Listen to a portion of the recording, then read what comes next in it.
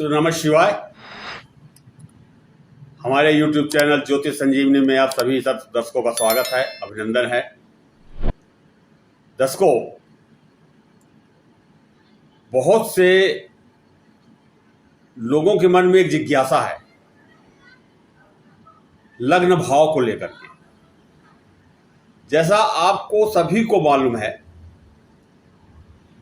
कि 12 लग्न होते हैं, मेष लग्न से लेकर के मीन लग्न तक 12 लग्न होते हैं और 12 लग्न के स्वामी भी अलग अलग होते हैं और स्वामी अपना काम करते हैं। सबसे पहले मैं बड़े सरल शब्दों में आपको समझाना चाहूंगा, प्रयास करूंगा कि जो लग्न भाव होता है, प्रथम भाव जन्म कुंडली का, वो पूरी कुंडली का स्वामी होता है। किसी भी लग्न की कुंडली हो, वृषभ लग्न की हो, तुला लग्न की हो, कुंभ लग्न की हो, किसी भी लग्न की कुंडली हो, जो राशि लग्न में बैठी है उसका स्वामी उस कुंडली का, पूरी कुंडली का स्वामी है। दूसरे तरीके से हम ऐसे समझें, जैसे घर में कोई एक व्यक्ति है जो अपने घर का स्वामी है, मालिक है। उसके पीछे उसका परिवार है, पत्नी है, बच्चे हैं, माता पिता हैं और भी लोग हैं। यदि वो व्यक्ति सक्षम है, इनकम ऑफ सोर्सेस अच्छे हैं, कमाई अच्छी कर रहा है, तो पूरे परिवार को संभाल के चलता है और पूरे परिवार की जो रिक्वायरमेंट होती है, आवश्यकताएं होती हैं, उसे वो पूरा करता है, क्योंकि उस घर का स्वामी है, अपने घर के मालिक, अपने घर का मालिक है। ठीक इसी प्रकार से लग्नेश जो होता है पूरी जन्म कुंडली का स्वामी है और स्वामी का मजबूत होना अति आवश्यक है। और जब स्वामी मजबूत होता है, जैसा मैंने आपसे कहा कि पूरा घर मजबूत होता है, इसी प्रकार से लग्नेश जो होता है मजबूत होने से पूरी कुंडली मजबूत होती है। बाकी ग्रह जो है वो भी शांत रहते हैं, प्रभाव तो डालते हैं, पर चूंकि जन्म कुंडली का स्वामी जो है मजबूत है, मालिक है, उसके चलते ये सब चीजें जो हैं उत्पन्न होती हैं। पर शायद ऐसा नहीं होता, हर कुंडली में तो ऐसा नहीं होता। तो पहले लग्न भाव को समझें। लग्न भाव का मतलब होता है हमारा मस्तिष्क, हमारे विचार, हमारे भाव, हमारा काम करने का तरीका, हमारा चरित्र, हमारा कुलगोत्र। प्रथम भाव ये बताता है और प्रथम भाव को शुभ होना बहुत जरूरी है। अब प्रश्न ये उठता है कि यदि शुभ नहीं है तो शुभ किया जा सकता है। 1 रुपए खर्च किए बिना भी आप स्वयं जो है अपने लग्नेश को मजबूत कर सकते हैं। मैंने टाइटल में लिखा है, पहले लग्नेश को मजबूत करें फिर देखें परिवर्तन। इसका अर्थ है कि पहले हम अपने लग्नेश को देखें, बाकी ग्रहों को आप एक तरफ कर दीजिए, उसे बाद में देखेंगे। किसकी महादशा चल रही है, किसकी अंतरदशा चल रही है, किसकी प्रत्यंतर दशा चल रही है, छोड़ दीजिए। सर्वप्रथम आपको लग्नेश को देखना है। जरूरी नहीं है कि लग्नेश की महादशा चल रही है तभी आप ये कार्य करें। सबसे पहले आपको लग्नेश को ही देखना है। किसी भी लग्न की कुंडली हो, सिंह लग्न की कुंडली है तो सूर्यदेव हो गए, तुला लग्न की कुंडली है तो शुक्रदेव हो गए, धनु लग्न की कुंडली है तो गुरुदेव हो गए, गुरु बृहस्पति हो गए। तो उनसे संबंधित रत्न, मंत्र, रुद्राक्ष और भी बहुत सी क्रियाएं हैं जिसे आप बहुत ही सरल तरीके से अपने घर में करके और कुछ दिनों में ही परिवर्तन पा सकते हैं। ये मेरा विश्वास है और लोगों को लाभ होता है। किसी को जल्दी हो जाता है, किसी को थोड़ा समय लगता है। और जल्दी और समय इसलिए लगता है कि हर इंसान के पीछे उसके कर्म दोष छिपे होते हैं और वही कर्म दोष हम जन्म कुंडली में देखते हैं। पर कितनी भी बड़ी समस्या हो या कितना भी बड़ा रोग हो, अगर उसका उपचार कर लिया जाए, उपाय कर लिए जाएं, थोड़ी मेहनत कर ली जाए तो समस्या का निदान हो जाता है। पहले मैंने आपसे बताया कि पहले लग्न भाव क्या है, लग्न भाव से हम क्या करते हैं और लग्न भाव को हम कैसे देखें। लग्नेश की मैंने आपसे बात कर ली कि लग्नेश का शुभ होना बहुत जरूरी है। लग्नेश स्वामी है और हम जब अपनी जन्म कुंडली के लग्नेश को मजबूत करते हैं तो हमारी पूरी कुंडली मजबूत होती है और हम स्वयं मजबूत होते हैं। आर्थिक, मानसिक, शारीरिक, व्यवसायिक, सुख, वैभव, श्री संपदा, यश, कीर्ति, आयु, स्वास्थ्य, हर क्षेत्र में हमें सफलता प्राप्त होती है। पर अज्ञानता में हम सिर्फ अपनी जन्म कुंडली लेकर के कभी यहां कभी वहां, कभी किसी को दिखाते रहते हैं और अपना धन जो है अपव्यय करते रहते हैं। मैं आपसे आग्रह करूंगा,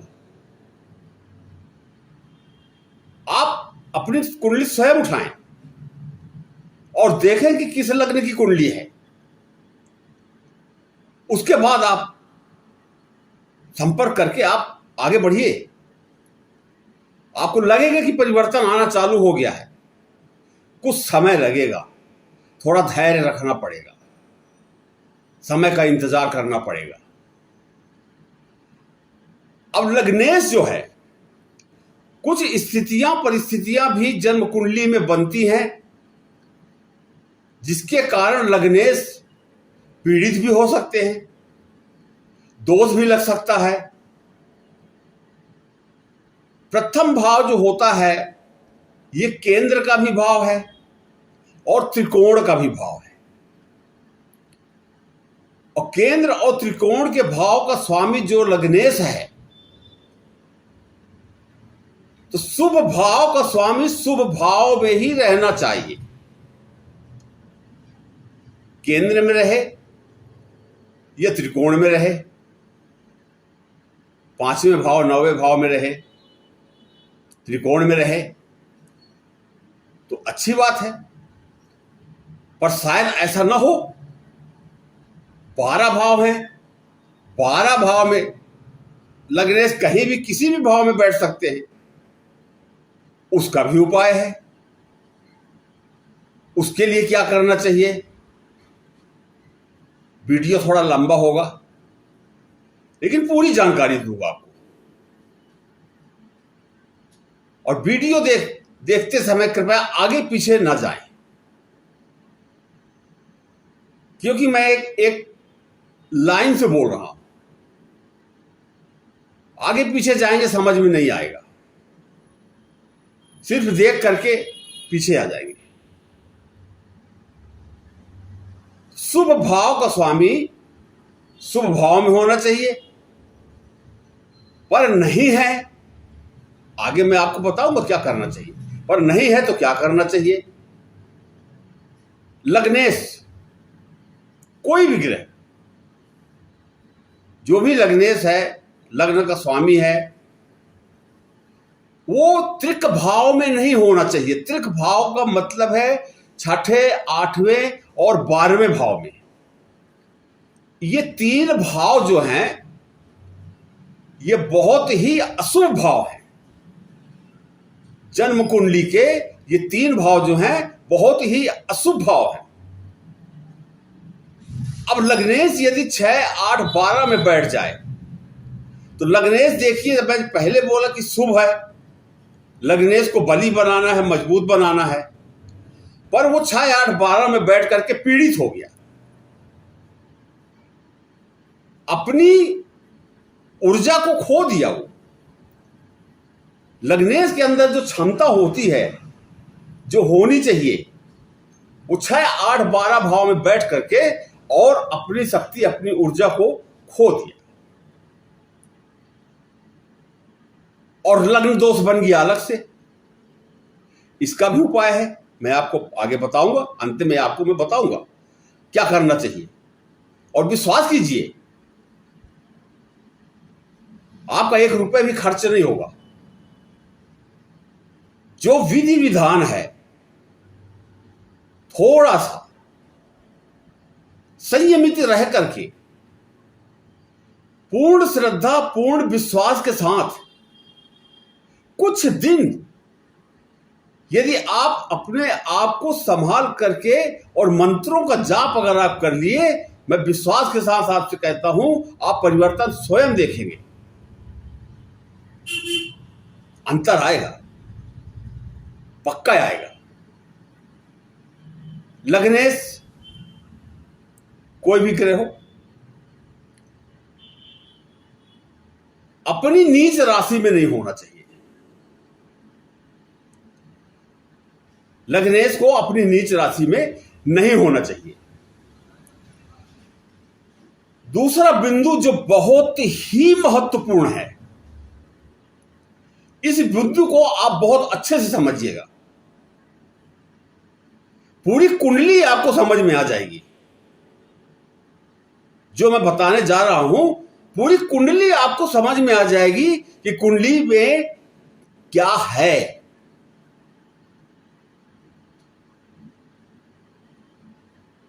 एक ग्रह या एक राशि में बोलूं तो 30 डिग्री की होती है। 30 डिग्री की एक राशि होती है और 30 डिग्री को ज्योतिष के अनुसार 5 जगह 6-6 डिग्री में बांटा जाता है। तो 30 डिग्री हो गई। अब डिग्री आप कुंडली में देखेंगे, एक साइड में अंश लिखा रहता है, डिग्री भी लिखी रहती है। तो डिग्री का मतलब होता है कि उस राशि के पास, उस ग्रह के पास कितनी ताकत है, वो कितना सपोर्ट करेगा हमको।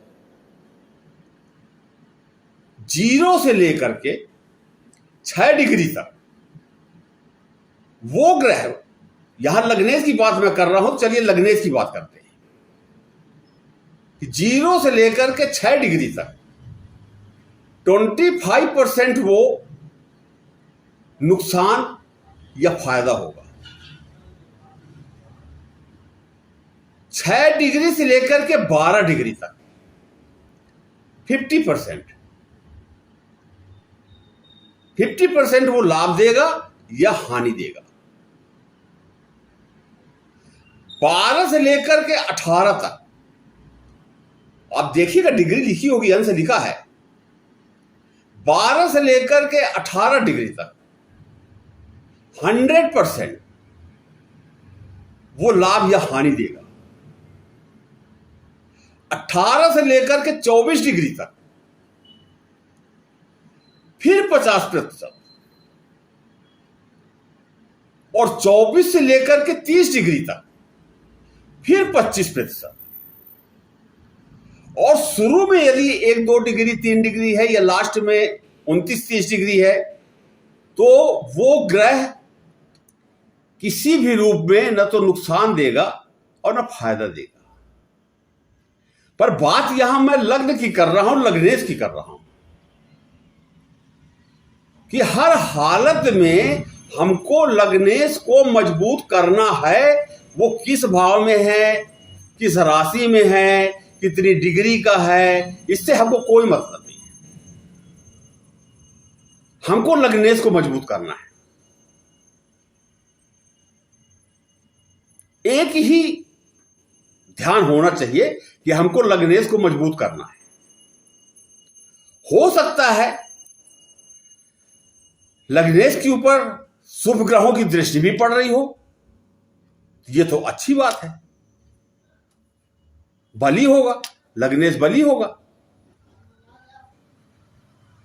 लग्नेश के साथ कोई पापी ग्रह ना हो, राहु, केतु, शनि, ये पापी ग्रह नहीं होना चाहिए। लग्नेश जिस भी भाव में बैठे स्वतंत्र है अगर, तो बहुत अच्छी बात है। लग्न में बैठ जाए तो कोई बात ही नहीं है, तब तो अति उत्तम। अब इसको करें क्या? बहुत सरल भाषा में आपको मैं बता रहा हूं कि हम क्या करें। चलिए मैं ये मान लेता हूं कि लग्नेश जो है अच्छी डिग्री का है, 12 से 18 डिग्री का है, केंद्र में भी बैठा है, त्रिकोण में भी है, कहीं भी बैठ सकते हैं। शुभ भाव का स्वामी शुभ भाव में है, यह शुभ भाव का स्वामी अशुभ भाव में है। तो हमें क्या करना चाहिए? 37 वर्ष का जो मेरा अनुभव है, कल्पना कर सकते हैं आप 37 वर्ष में कितनी कुंडली हम देखे होंगे। जो अनुभव है वो मंत्रों का अनुभव है, और मंत्र जो होते हैं मंत्र महेश्वर होते हैं। मंत्र के एक एक अक्षर में संबंधित मंत्र के देवी देवताओं का वास होता है। पर अधिकतर जो लोगों की शिकायत होती है कि गुरुजी आपने मंत्र दिया था, मैं 27 दिन किया, 11 दिन किया, मुझे लाभ नहीं मिला। इस बात की मुझे पीड़ा होती है कि एक कार्य को एक समय में एक ही बार किया जाता है। बहुत से मेरे शिष्य हैं जो बगल में मोबाइल रख लेंगे, मंत्र जाप कर रहे हैं, मोबाइल में घंटी बजी तो बात भी करने लगे। माला कभी दाएं हाथ में है तो कभी बाएं हाथ में है, दिशा का ज्ञान नहीं। जबकि मैं बताते रहता हूं, पूरा लिख करके देता हूं, व्हाट्सएप मैसेज करता हूं, पूरा विधान देता हूं। कोई विधान नहीं है मेरे मंत्र जाप में, सिर्फ माला है। माला भी नहीं है तब भी चलेगा। एकाग्रता चाहिए और एक दीपक चाहिए, बस। किसी भी देवी देवता की जब आप पूजा करते हैं तो भाव से कीजिए, श्रद्धा और विश्वास के साथ कीजिए। मेरे कहने से कुछ नहीं होगा, मैं कुछ नहीं कर सकता। मैं मार्गदर्शक हूं आपका, एक दिशा बता सकता हूं, और मेरे बताए अनुसार दिशा में आप अगर चल पड़ेंगे तो आपकी दशा अपने आप सुधर जाएगी। ये विश्वास है मेरा, और अधिकतर लोग यही करते हैं। और मैंने कितनी बार आग्रह किया है कि 15 मिनट, आधा घंटा, जो भी आप समय निकाल रहे हैं, मंत्र जाप कर रहे हैं, उस समय आप अपने घर से, मोबाइल से, टीवी से डिस्कनेक्ट हो जाइए। आधा घंटा हम कहीं बात नहीं करेंगे तो बीमार नहीं पड़ जाएंगे। पर हमारा जो उद्देश्य है लग्नेश को मजबूत करना, तो जब लग्नेश के श्री चरणों में जाकर के लग्नेश से प्रार्थना करेंगे, तब लग्नेश आपके मजबूत होंगे, बली होंगे। सिर्फ मंत्र पढ़ लेने से नहीं होता है। हमेशा एक बात का ध्यान रखिए, किसी भी मंत्र का जाप कीजिए आप, 15 मिनट करते हैं, 10 मिनट करते हैं, आधा घंटा करते हैं, अब बदलना नहीं है। कोई शर्त नहीं है कि आज ये वाली शर्ट पहने हैं, कल वो पहन लेंगे। मंत्रों में अपनी एक ताकत है, एक ऊर्जा है, और जब बार बार हम किसी मंत्र को रिपीट करते हैं तो वो हमारे जीवन में प्रभाव डालना चालू कर देते हैं। मंत्रों से हमारे शरीर के अंदर जो 7 चक्र हैं वो जागृत होना चालू हो जाते हैं। 9 के 9 ग्रह जो हैं वो पॉजिटिव होना चालू हो जाते हैं। अब जब आपको इतनी बड़ी बड़ी चीजें प्राप्त हो रही हैं मंत्र के माध्यम से, तो फिर आप उसमें आगे पीछे करके गलती क्यों कर रहे हैं? ना करें। मैं बड़े आदर के साथ, सम्मान के साथ आपसे कहूंगा, मैं भी पूजा करता हूं। जितनी देर पूजा होती है मैं मोबाइल से, घर से, टीवी से दूर हो जाता हूं, और लोगों को ये करना भी चाहिए। तो सबसे बड़ा जो शस्त्र है, मंत्र को मैं शस्त्र ही बोलूंगा, कि मंत्र आज भी जागृत है और जीवित है।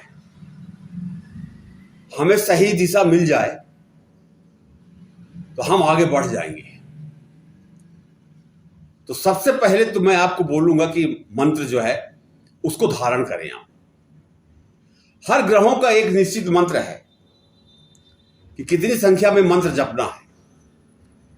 उसको आप 7 दिन में, 11 दिन में, 21 दिन में, 27 दिन में, 41 दिन में, जो शारीरिक क्षमता हो, जितना समय आप निकाल सकते हैं आप करिए। आपका कुछ भी नहीं लगेगा। इसके बाद दूसरा उपाय जो है, मान लीजिए वृश्चिक लग्न की कुंडली है या सिंह लग्न की कुंडली है, किसी भी लग्न की कुंडली है, हर ग्रहों का रुद्राक्ष है। रुद्राक्ष में भी उतना ही पावर है जितना रत्न में होता है। अब मान लीजिए वृश्चिक लग्न की कुंडली है, तो वृश्चिक लग्न के स्वामी मंगल देव हो गए, और मंगल देव का जो रुद्राक्ष है वो 3 मुखी है। बाजार में लैब टेस्टेड रुद्राक्ष भी प्राप्त हो रहे हैं। मंगलवार के दिन सिद्ध करके और उसे आप धारण कर लीजिए। रत्न के बराबर ही आपको जो है लाभ प्राप्त होगा।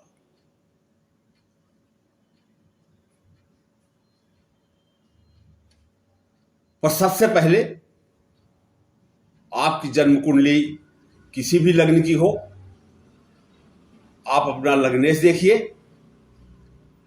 यदि लग्नेश शुभ हैं तो बहुत अच्छी बात है, तब भी आप मंत्र का जाप कीजिए तो वो और शुभ होंगे और बली होंगे। और यदि कमजोर अवस्था में हैं तब भी बली होंगे। तो दोनों तरफ से हमें लाभ है। आप अपनी कुंडली स्वयं देखें, लग्नेश को देखें, और हमसे कुछ जानना चाहते हैं, आप अपनी या अपने परिवार की, अपनों की जन्म कुंडली दिखाना चाहते हैं,